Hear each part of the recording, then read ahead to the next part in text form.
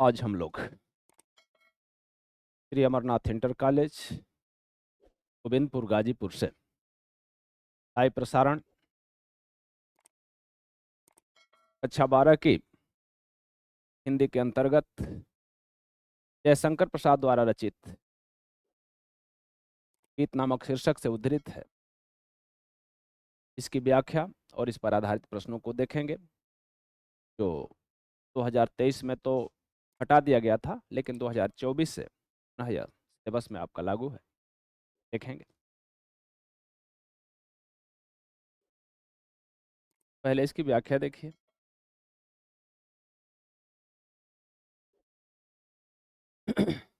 बीते विभावरी जागरी, अरे बीती विभावरी जागरी, अंबर पना घट में डुबो रही, तारा घट उषा नागरी।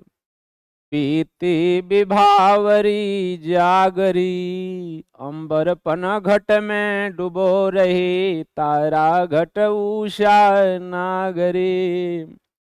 खग कुल कुल कुल सा बोल रहा, किस लय कायम चल डोल रहा, लो यह लतिका भी भर लाई, मधुमुकुल नवल रस गागरी। अधरों में रागयम मंद पिए, अयलकों में मलयज बंद किए, तू अब तक सोई है आले, आंखों में भरी बिहागरी। आंखों में भरे बिहागरी।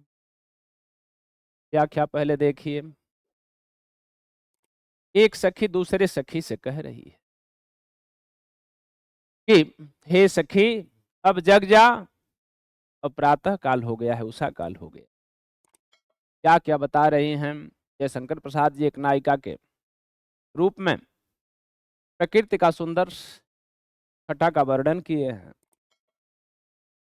एक सखी दूसरी सखी से कह रही है, क्या कह रही है कि बीती विभावरी जागरी।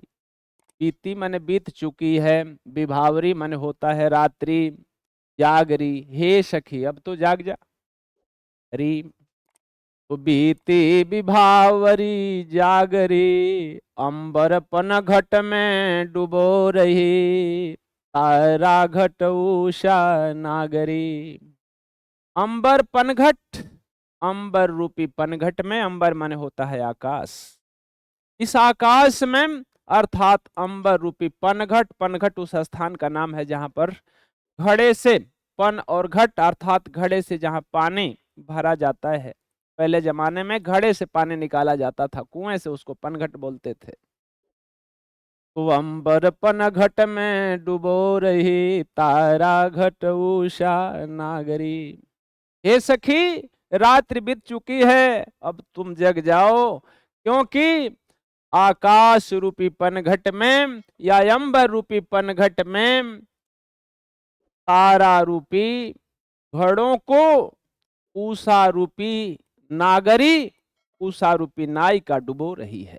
नागरी माने होता है चतुरी, नागरी माने नगर में रहने वाली। तो यहाँ पर चतुर नायिका का वर्णन है कि हे सखी अब तू जग जाओ, क्योंकि आकाश या अंबर रूपी पनघट में तारा रूपी घड़ों को उषा रूपी चतुर नायिका डुबो रही है। धीरे धीरे कहने का मतलब है कि आकाश बिल्कुल साफ हो चुका है, धीरे धीरे जो एकाध तारे हैं उनको धीरे धीरे वह उषा रूपी अर्थात प्रातःकालीन नायिका अब डुबो रही हैं, अर्थात धीरे धीरे तारे भी विलुप्त हो रहे हैं।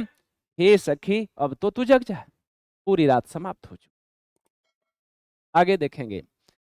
खग कुल कुल कुल सा बोल रहा, किस लय कायम चल डोल रहा, लो यह लतिका भी भर लाई, मधुमुकुल नवल रस गागरी।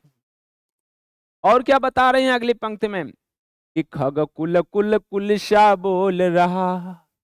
खग और कुल माने होता है समूह, पक्षियों, खग मन होता है पक्षी, पक्षियों का समूह, कुलकुल मन कलकल की कलरव करते हुए अपने कुलकुल अर्थात कलकल की आवाज में बोल रहा है। अर्थात चारों तरफ पक्षी चहचहा रही हैं और विभिन्न दिशाओं में अपने चारा के लिए प्रस्थान कर रही हैं। तो खग कुल कुल कुल सा बोल रहा, किस लय कायम चल डोल रहा। किस लय, किस लय का मतलब होता है पूरा वातावरण, और किस लय का मतलब होता है जो पौधों से निकलने वाली नई पत्तियां होती हैं। अर्थात पेड़ों की जो नई नई पत्तियां हैं उनका अंचल अर्थात उनका आंचल। कहने का मतलब है कि सुंदर वृक्ष जो अपने नए नए पत्तों से लदे हुए हैं ना, उनका अंचल अर्थात वे स्वयं हिल रहे हैं, डोल रहे हैं। प्रातःकालीन मधुमय हवा चल रही है। लो यह लतिका भी भर लाए, मधुमुकुल नवल रस गागरी। लो, अरे भाई इसे भी देखो, लतिका भी भर लाई। यह जो नई लतिका है, नई नई जो लताएं हैं ना, वृक्ष की तो नई कोपलें हिल ही रही थी। अब ये नई जो कली है अर्थात जो लता है, यह भी कलियों से परिपूर्ण होकर के अर्थात सूर्य का स्वागत करने के लिए अब यह भी खिल करके आ गई है, मानो वह भी कालाई है। मधुमुकुल नवल रस गागरी, मानो मधु मन होता है मधुर, और मुकुल, मुकुल का मतलब होता है अपना संपूर्ण अर्थात परागकण। तो मानो यह लता भी मधुर पराग कणों को नवल रस, नए रसों से भर करके गगरी में अर्थात उस घड़े में यह भी ला दिया है। प्रकृति का बड़ा ही सुंदर छटा दर्शनीय है। सखी के माध्यम से जयशंकर प्रसाद कहलवाना चाहते हैं कि जितनी लताएं हैं प्रातःकालीन स्थिति में सभी के सभी खिल करके, सूर्योदय जैसे ही होता है सभी खिल जाती हैं, तो ये लता भी मानो अपने मधुर पराग कणों से नए रसों का संचार करने के लिए अपने घड़ा में लेकर के वह भी आ चुकी। अधरों में राग मंद पिए, अयलकों में मलयज बंद किए, तू अब तक सोई है आले आंखों में भरे बिहागरी। अधरों में राग मंद पिए, तुम अपने होठों में अभी भी राग मन होता है प्रेम, आयामंद का मतलब होता है जो अभी मंद नहीं हुए हैं, ऐसा पी हुई हो लग रहा है कि अभी तुम्हें जो रात्रि में जिस रस का तुमने रसास्वादन किया उसको अभी भी तुम्हारे होठों में मंद नहीं पड़े हैं, अभी भी प्रज्वलित हैं। अलकों में मलयज बंद किए, अलक मन होता है पलकों में, अभी मलयज बंद किए अर्थात मलय देश से आने वाली वायु, वह समीर अभी तुम्हारे आंखों में बंद पड़े हुए हैं। अरे तू अब तक सोई है आले आंखों में भरे बिहागरी। हे आली, आली मने सखी, आली मन होता है भ्रमर। तो कह रहा है कि हे आली, हे सखी, तुम अब तक अभी सोई हो आंखों में भरे बिहागरी, अभी आंखों में तुम बिहाग भरी हो। बिहाग का मतलब होता है मध्य रात्रि में गाए जाने वाला गाना, अर्थात जो अपने प्रियतम के साथ तुमने रात्रि में रंगरलिया मनाई, जो वह प्रेम प्रसंग चलाया, उसका बिहाग अभी तुम्हारे नेत्रों में अर्थात वह राग तुम्हारे आंखों में अभी भी दृश्यमान हो रहा है। एक बार सरसरी निगाह से देख लीजिए। अरे बीती विभावरी जागरी, अंबर पना घट में डुबो रहे, तारा घट उषा नागरी। हे सखी, एक सखी दूसरी सखी से कह रही कि हे सखी, रात्रि बीत चुकी है, अब तो तू जग जाओ। अंबर रूपी पनघट पर उषा रूपी चतुर नायिका तारा रूपी घड़ों को डुबो रही है, अर्थात उषा काल हो चुका है, ताराएं डूब रही हैं, पूरा संसार जग गया है, अब तुम तो जग जा। और क्या बता रही है कि खग कुल कुल कुल सा बोल रहा, किस लय का अंचल डोल रहा। पक्षियों का समूह कलरव करते हुए कुल कुल की आवाज कर रहा है। किस लय का अंचल डोल रहा, जो नए नए वृक्षों पर पत्ते आए हैं ना, वह भी झूम रहे हैं, वो भी हिल रहे हैं।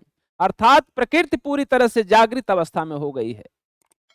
लो यह लतिका भी भर लाई, मधुमुकुल नवल रस गागरी। मानो ये नई नई जो लताएं हैं, यह भी अपने कली रूपी घड़े में मधुर रस को संजो करके अपने मधुर पराग कणों को गागर में अर्थात कली रूपी घड़े में ले करके और तुम्हारे सामने उदित हो गए हूं, प्रकट हो गए हूं।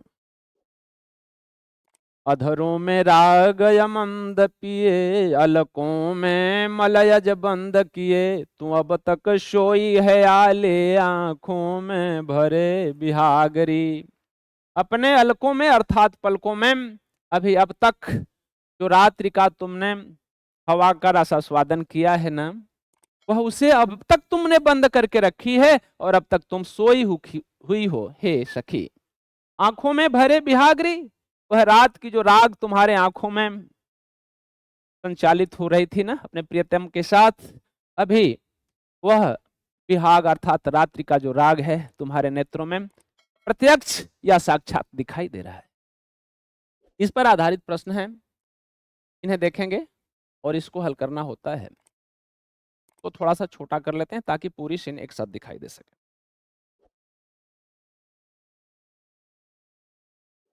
देखेंगे, पाठ का शीर्षक तथा कवि का नाम लिखिए। तो पाठ के शीर्षक का नाम है गीत और कवि का नाम है जयशंकर प्रसाद। तो लिखेंगे कि पाठ का जो नाम है वह गीत है, या पाठ के शीर्षक गीत है और कवि का नाम जयशंकर प्रसाद है। रेखांकित अंश की व्याख्या कीजिए। पूरी व्याख्या आपको देखना है, किसी भी लाइन को अंडरलाइन कर सकता है और पूछ सकता है। तो व्याख्या आप देखे लिए हैं, फिर एक बार देख लीजिए जितनी अंडरलाइन है। तो बीती विभावरी जागरी, अंबर पन घट में डुबो रही, तारा घट उषा नागरी। हे सखी, एक सखी दूसरी सखी से कह रही है कि हे सखी, रात्रि बीत चुकी है, अब तू जाग जा। अंबर रूपी पनघट पर उषा रूपी चतुर नायिका तारा रूपी घोड़ों को डुबो रही है। अर्थात हे सखी, प्रातः काल उषा काल हो चुका है और आकाश में जितनी भी ताराएं थी अब वह धीरे धीरे लुप्त हो रही है। अब सोने का समय नहीं है, अब तो तू जग जा। ये इसकी व्याख्या होगी। आगे देखें, इस कविता में कौन सा अलंकार है? इस कविता में कौन सा अलंकार है? देख रहे हैं,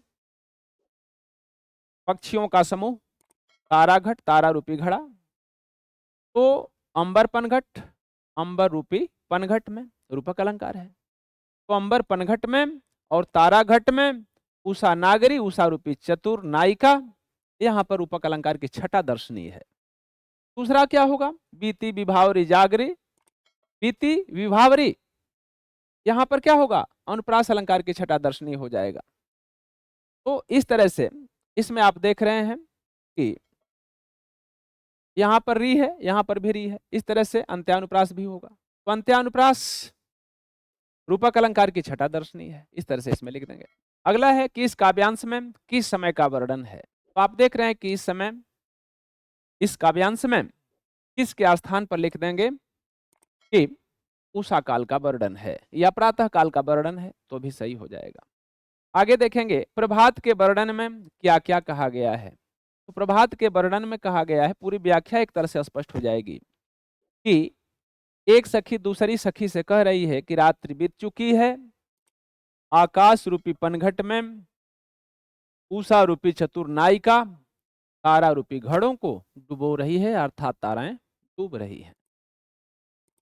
आगे देखेंगे, आंखों में भरे बिहागरी से क्या तात्पर्य है। आंखों में भरे बिहागरी, अंतिम पंक्ति को उठा के पूछ रहा है कि आंखों में भरे बिहागरी से क्या तात्पर्य है। बिहागर का मतलब होता है रात्रि में गाया जाने वाला गीत, अर्थात कवि स्पष्ट कर रहा है कि हे नायिका, जो तुमने रात्रि में अपने नायक के साथ जो बिहाग मनाया है, जो राग गाया है, उसे अब भी आंखों में पिरोए हुए हो, अर्थात तुम्हारे आंखों में अभी बिहाग की जो राग है वह विलीन नहीं है, अभी समाप्त नहीं हुई है, लग रहा है कि तुम अब भी अलसाई हुई हो। इसको स्पष्ट करना चाहता है। इस प्रकार से इसकी व्याख्या और इस पर आधारित प्रश्नों को यहाँ पर पूर्ण किया जाता है। इसी के साथ आप लोगों को बहुत बहुत धन्यवाद।